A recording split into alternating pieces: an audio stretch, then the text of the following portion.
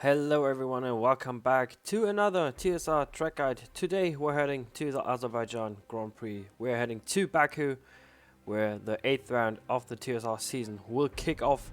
20 turns, a very interesting track we have up ahead right now, coming up with the castle section, turns 8, 9, 10, 11 and 12, which are the narrowest on the whole calendar. Without further ado, I would say we jump straight on board with Spark, BMG Spark, who provided this lap this time. So on this long straight, opening up the DRS.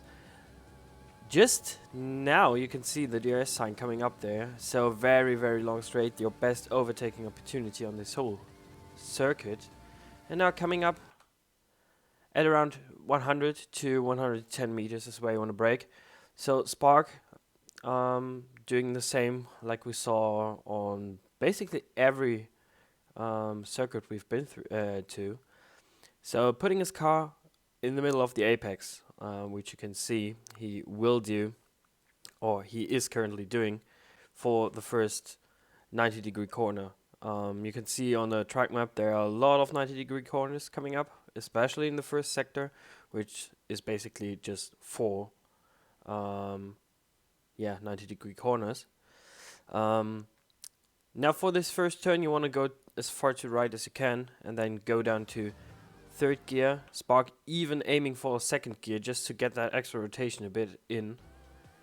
Now letting his car go out. You can mount this curb a little bit more if you want, to gain a bit of extra speed coming out of turn 1. But now coming to the second turn, where you want to brake it around 65 to 70 meters for this next left-hander, next 90-degree corner, where you have to set up your car, probably for an overtake at the second DRS straight that is coming up right now.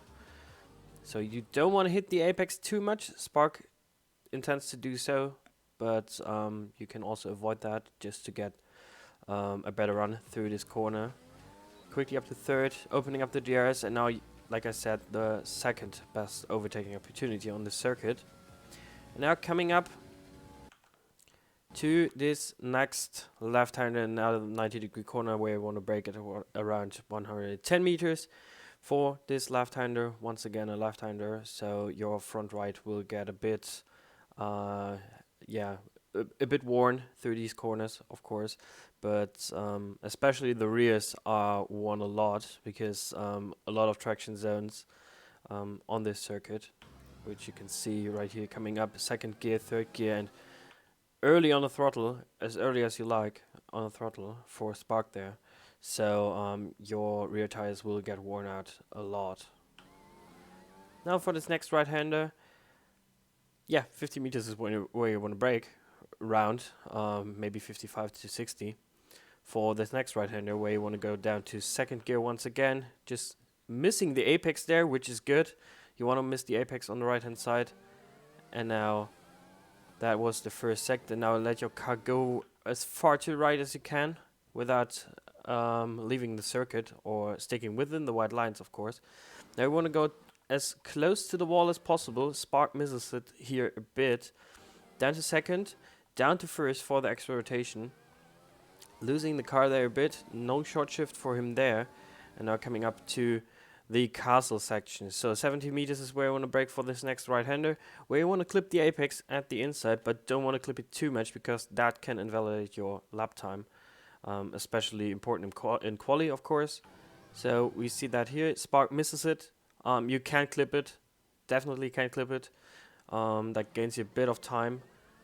Spark in the second gear, nearly full throttle, and now coming up to, like I said, the narrowest part on the whole F1 calendar, the castle section. Around 55 meters is where you want to brake for this next left-hander. And that's a very tricky one. So we can see Spark hitting the wall here probably a bit. Not showing on the screen then, but it seems like he's hitting it.